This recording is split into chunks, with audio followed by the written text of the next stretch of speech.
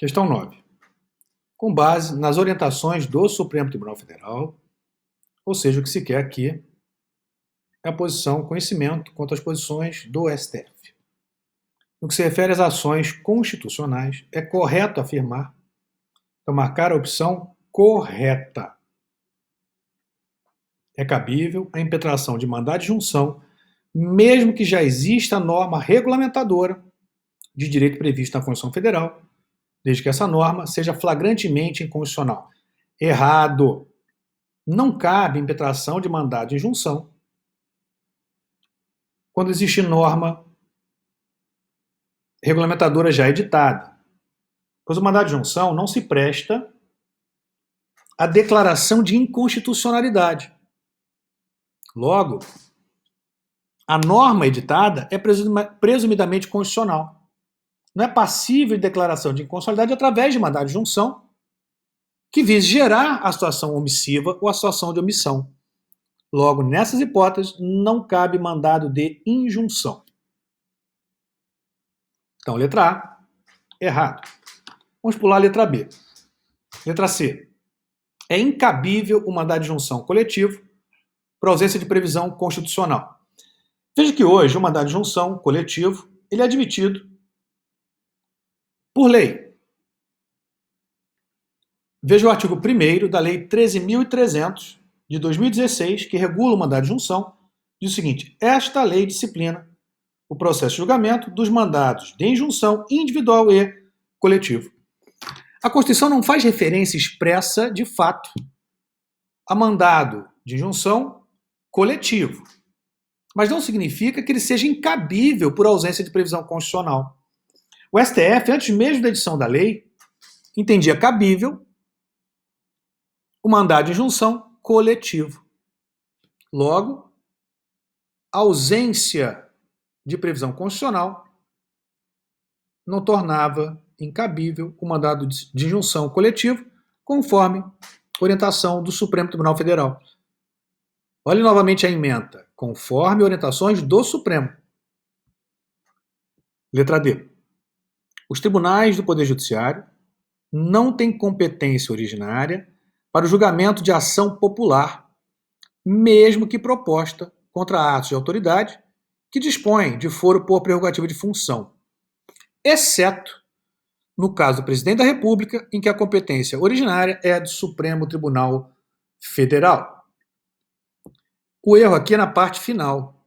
Não há que se falar em competência originária do STF para analisar ações de improbidade administrativa. Não há foro por prerrogativa de função em ações de improbidade administrativa, conforme a orientação já pacífica do Supremo Tribunal Federal. Letra E. É cabível o mandado de injunção se a Constituição Federal outorga mera faculdade ao legislador para regulamentar direito previsto em algum de seus dispositivos. Errado. Não é cabível mandado de injunção quando houver faculdade para edição de lei. É cabível mandado de injunção quando houver um dever de legislar não cumprido.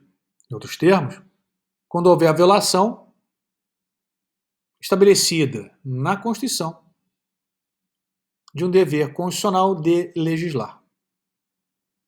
Nesse sentido, não há que se falar em faculdade quanto à edição da lei. O que se tem é um dever. A omissão, nessa hipótese, é inconstitucional.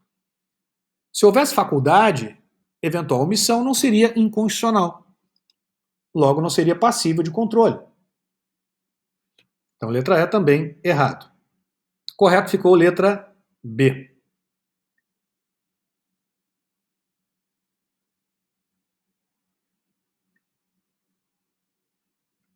A entidade de classe tem legitimação para o mandado de segurança, ainda quando a pretensão veiculada interesse apenas a uma parte da respectiva categoria. Correto ficou letra B. Questão 10. Marque a opção verdadeira. Letra A. Em relação aos direitos fundamentais, a Constituição estabelece amplo, porém taxativo,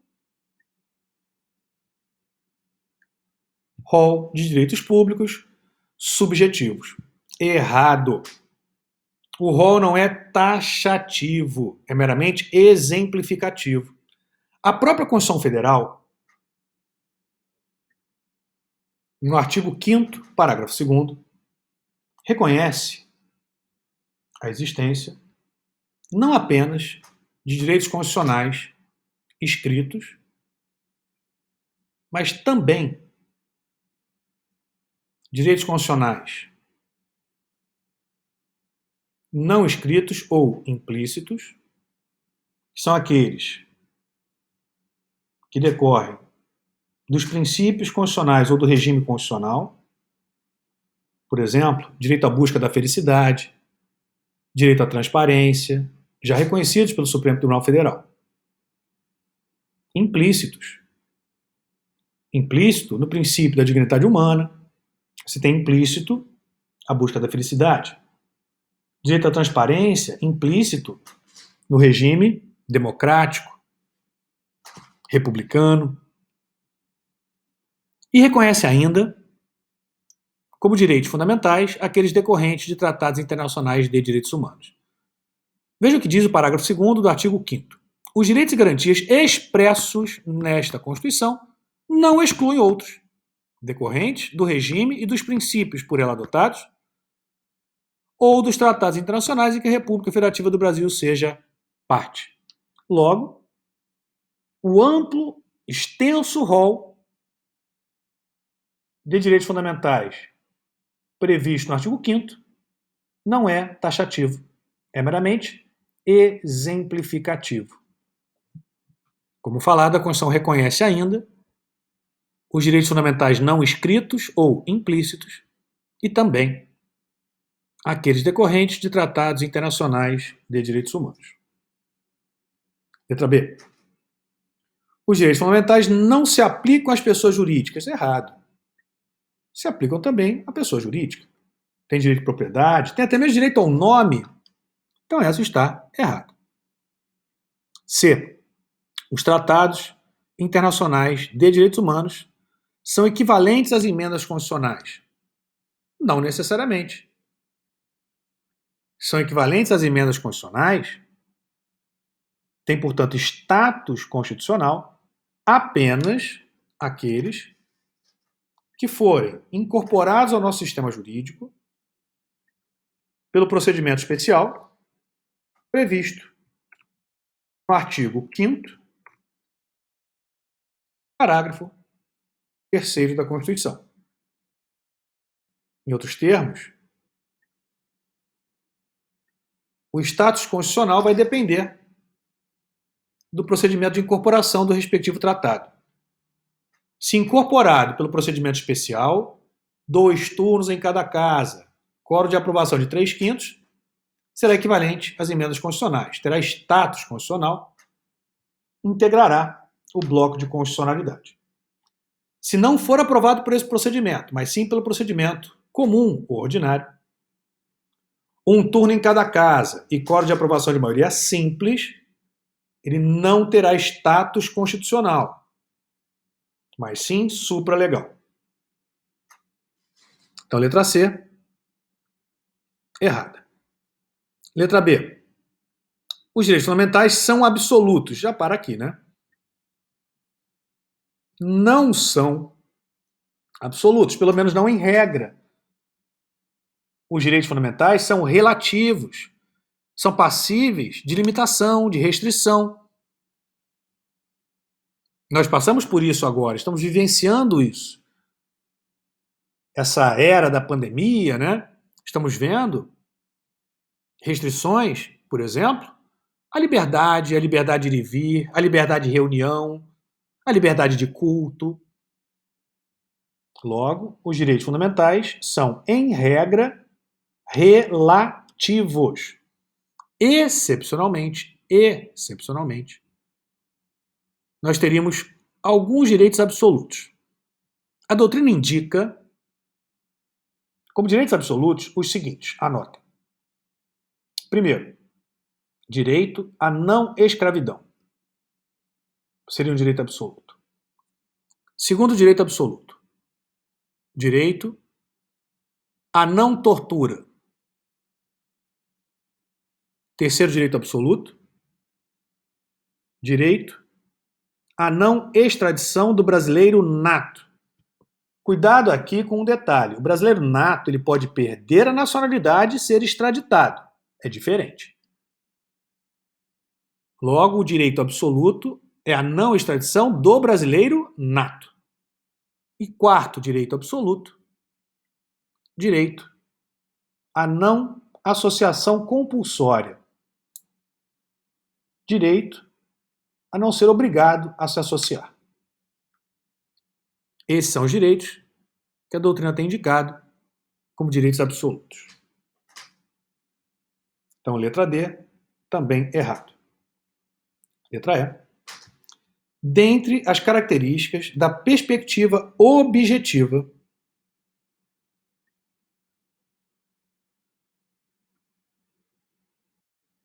chamado também de dimensão objetiva dos direitos fundamentais, compreende-se o conjunto de metas traçadas com fins diretivos de ações positivas dos poderes públicos, com o fim de outorgar-lhes eficácia dirigente. É importante aqui fazermos uma distinção entre dimensão subjetiva e dimensão objetiva. A dimensão subjetiva confere aos indivíduos a possibilidade de exigir do Estado uma prestação. Prestação positiva, prestação negativa, prestação material, prestação normativa. Conferem, como dito, a possibilidade de se exigir algo do Estado. Já a dimensão objetiva, ela é voltada ao Estado. Por isso, dimensão objetiva. Implica o dever do Estado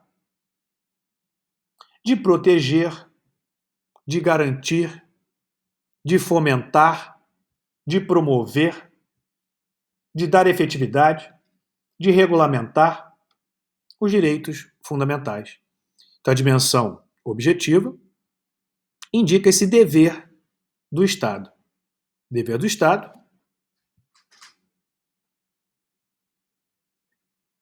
de proteger, promover, garantir, dar efetividade, garantir, como dito, a eficácia dos direitos fundamentais. A dimensão objetiva, portanto, direciona, dirige a atuação do Estado. Correto. Letra E. Questão 11. A doutrina elenca alguns princípios de interpretação especificamente constitucionais, nos quais se encarta o princípio da concordância prática. Então a questão indaga sobre o princípio da concordância prática, que consiste na busca do intérprete e aplicador das normas constitucionais pela primazia dos pontos de vista que favoreçam a integração política e social, de modo a alcançar soluções pluralisticamente integradoras. Aqui nós temos o princípio do efeito integrador. Então, na letra A, errado. Na letra A, o que se tem é o princípio do efeito integrador. Letra B. Pela coexistência harmônica entre bens constitucionalmente protegidos que estejam em aparente situação de conflito entre eles, evitando-se o sacrifício total de um deles em detrimento do outro. Exatamente esse. Princípio da concordância prática. Então, correto. Letra B. Vamos ver por que as demais estão erradas. Letra C. Por uma interpretação que atenda à harmonia entre os três poderes do Estado, evitando ofensa ao princípio da tripartição de poderes. Aqui o princípio que se tem é o princípio da justeza ou conformidade funcional, assim como também na letra D, pela garantia da manutenção do esquema organizatório funcional estabelecido pela Constituição ao prever um sistema harmônico de repartição de competências entre os entes federativos. Por fim, letra E, por uma solução que atenda aos anseios dos diferentes setores da sociedade. Aqui é uma interpretação pluralística.